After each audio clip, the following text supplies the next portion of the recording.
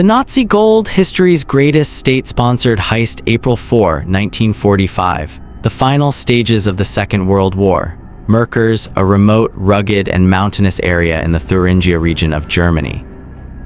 The fall of Nazi Germany was by then only a matter of time. From the east, the Soviet Red Army was hurtling toward Berlin, while from the west, the Allied forces were advancing at fierce speed. In this breathless situation, a patrol unit of the 90th Infantry Division of the U.S. Third Army was conducting routine patrols around the Kaiserroda Road salt mine in the Merkers area, a region famous for its potash and salt mines. But from local French prisoners of war and ordinary civilians in that war-ravaged village, American intelligence officers received a strange and suspicious tip. They learned that over the past several days, high-ranking German military officers had been secretly entering the mine carrying heavy crates, and the mine entrance had been sealed shut. Curious, the American soldiers decided to search the mine. They descended roughly 2,100 feet underground by lift. Moving through the damp, dark tunnels, they came upon an enormous steel door that looked exactly like the vault of a central bank. No ordinary salt mine would have such an advanced and impenetrable vault door. American engineers blew it open with dynamite. As the smoke and dust cleared and flashlights pierced the vault's interior, the soldiers' eyes went wide. What unfolded before them was a scene that would put even the treasure tales of 1001 Nights to shame. A massive tunnel 75 feet wide and nearly 150 feet long, stacked floor to ceiling with an extraordinary hoard. 8,198 solid gold bars in sacks, 55 large crates filled with millions of rare gold coins, bags upon bags of US dollars, British pounds, French francs, Swiss francs, and cash from countries across the world, priceless masterpiece paintings by Europe's most celebrated artists. Looted from museums across the continent at the market value of the time, the gold alone was worth approximately $250 million, worth several billion dollars in today's money. Upon hearing the news, U.S. General George Patton, General Omar Bradley, and Supreme Allied Commander General Dwight D. Eisenhower personally visited the mine. As astonishing as the sight was, it raised a deeper question. This was no isolated treasure. It was merely the visible tip of a vast iceberg, the product of a decade of systematic, continent-wide plunder by Nazi Germany. So where did the rest of the gold go? The roots of Nazi plunder after Germany's defeat in the First World War. The humiliating Treaty of Versailles 1919 forced the country to cede vast territories and pay 132 million gold marks in war reparations to the Allied powers, an amount that was literally impossible for Germany to repay. The result was the most catastrophic hyperinflation in history during the 1920s. People carted wheelbarrows full of cash just to buy a loaf of bread. Children played with bundles of banknotes. People burned paper currency for warmth because firewood cost more than cash. Then came the Great Depression of 1929, which drove the final nail into Germany's economic coffin. When Adolf Hitler came to power as chancellor in 1933, Germany's treasury was completely empty and unemployment was sky-high. Yet Hitler's ambitions were immense: to rebuild Germany into the world's most powerful military superpower, construct a massive army, Wehrmacht, and conquer all of Europe to establish the Third Reich. Building tanks, warplanes, and submarines required enormous quantities of raw materials. Germany had very few natural resources of its own, needing to import high-grade iron from Sweden, fuel oil from Romania, and tungsten from Spain and Portugal. But these neutral countries refused to accept Germany's own currency, the Reichsmark, which had no value on international markets. Their condition was clear: pay in hard currency, US dollars, Swiss francs, or in physical gold. Gold, in short, was the lifeblood of Hitler's war machine. The bank vaults of Europe with no gold mines of their own and near-empty reserves, Hitler and his brilliant finance minister Hjalmar Schacht reached a terrifying conclusion. If Germany could not produce or earn gold through trade, it would seize it by military force. Thus began the most organized state-sponsored bank robbery in human history. Whenever Hitler's forces occupied a country, a special unit of the Nazi central bank, the Reichsbank, would follow immediately behind the troops. Their sole mission: empty the central bank vaults of the conquered nation and haul every ounce of gold back to Berlin. Austria, 1938. In March, Hitler occupied Austria without bloodshed. Nazi forces seized control of the Austrian National Bank in Vienna and looted approximately 91 metric tons of gold, 3 times the amount then held in Germany's own Reichsbank vaults. Czechoslovakia, 1939. The Czech government had anticipated the threat and secretly transferred a large portion of its gold to the Bank of England in London. But the Nazis arrested the top officials of the Czech National Bank, held guns to their heads, and threatened to kill their families unless they sent a formal telegram to the Bank of England ordering the transfer of all Czech gold to the Reichsbank account. Caught in the web of international banking rules and political complications, the Bank of England complied.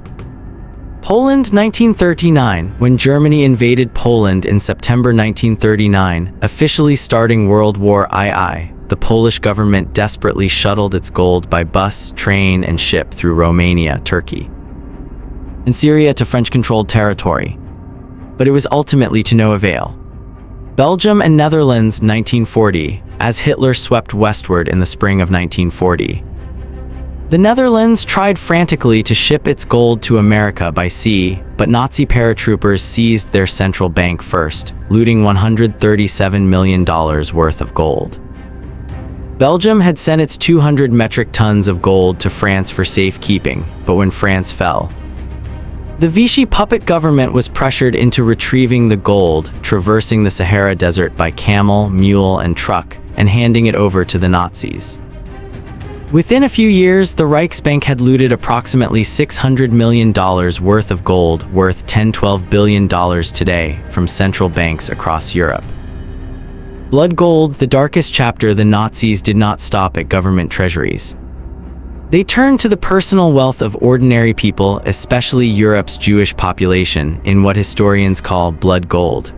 Under Operation Reinhard, millions of Jews from Poland and Eastern Europe were herded into cattle cars and transported to death camps such as Auschwitz, Treblinka, Majdanek, and Sobibor. They were told they were being resettled. Upon arrival, their personal valuables were immediately confiscated: gold watches, spectacles with gold frames, earrings, necklaces, silver cutlery, and even wedding rings passed down through generations. After victims were killed in the gas chambers using Zyklon B, special prisoner units known as Sonderkommandos were forced to examine every corpse. If a body had gold teeth, dental crowns, or gold fillings, they were extracted with iron pliers. All of this jewelry, wedding rings, eyeglass frames, and teeth was collected under SS Captain Bruno Melmer and shipped to Berlin in what became known as the Melmer deliveries. There, the blood-stained items were melted down at the Prussian Mint and at Degussa, a private German chemical company, and recast into clean gold bars, then secretly deposited in the Reichsbank under a fictitious account called Max Heiliger, a phantom name created by SS Chief Heinrich Himmler and Reichsbank President Walther Funk to launder the proceeds of genocide. Switzerland, the laundromat of Nazi gold when Germany tried to purchase war materials from neutral countries using its looted gold. Those countries refused to accept bars bearing the seals of occupied nations, fearing Allied retribution after the war. Germany needed someone to launder the blood gold. The answer was Switzerland, permanently neutral, home to the world's most secretive banking system, located at the heart of Europe. The Swiss National Bank SNB and major Swiss commercial banks willingly bought Nazi gold, melted down the bars in their own refineries, restamped them with fresh Swiss seals, and in many cases backdated them to before 1939 so they could later claim the gold had been in Switzerland before the war. In exchange, they paid Germany in Swiss francs, the only stable, globally accepted currency in wartime Europe, which Germany used to buy raw materials from Portugal, Spain, Turkey, Romania, and Sweden without obstruction. Many historians and economists now argue that without Swiss money laundering, Germany would have run out of fuel and raw materials by mid-1943 and been unable to continue the war. Switzerland's banking greed effectively prolonged World War II by at least 2 years, costing millions more lives. The final dispersal, where did the gold go? By late 1944, Germany was surrounded. The Soviet Red Army was closing in from the east. American, British, and French forces had entered Germany from the west. Reichsbank President Walther Funk, fearing all remaining wealth would fall into Allied hands, ordered Berlin's vaults emptied on Hitler's direct command.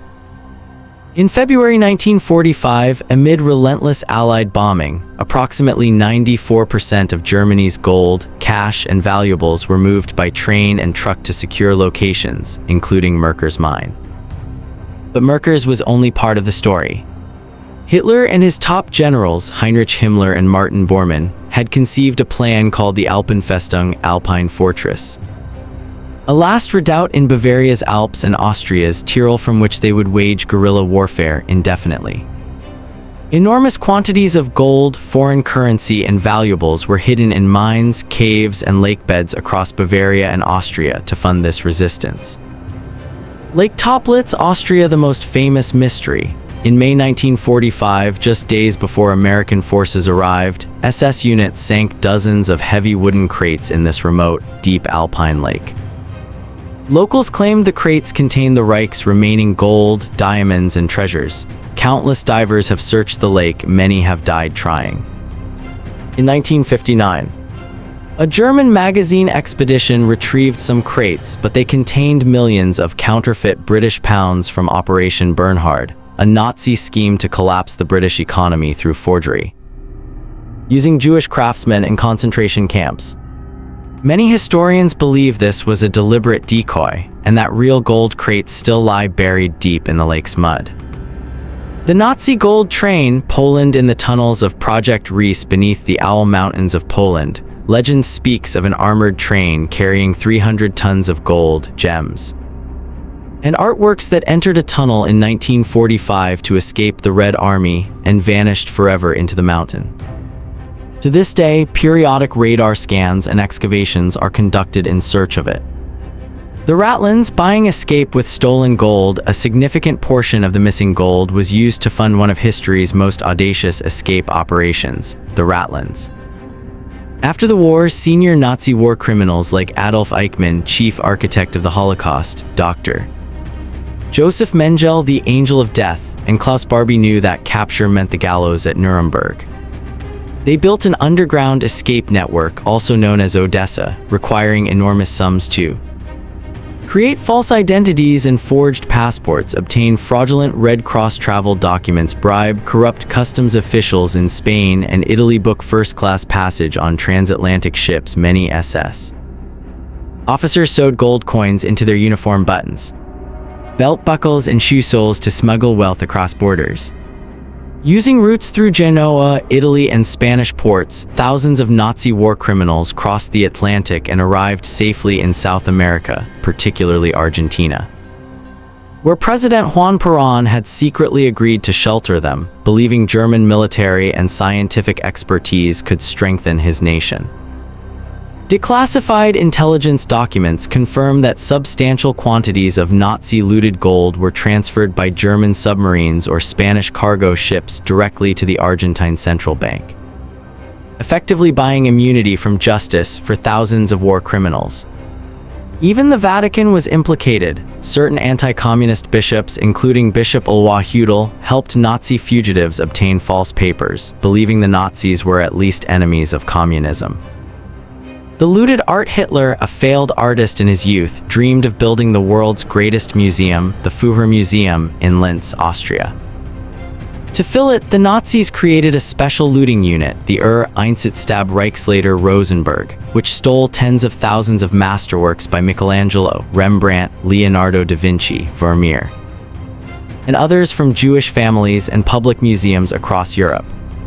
Nazi Air Force Chief Hermann Göring loaded entire train carriages with stolen artworks for his personal estate. After the war, a special Allied unit, the monument's men worked to recover these works from salt mines and fortresses across Europe and return them to their rightful owners. But countless masterpieces remain missing to this day.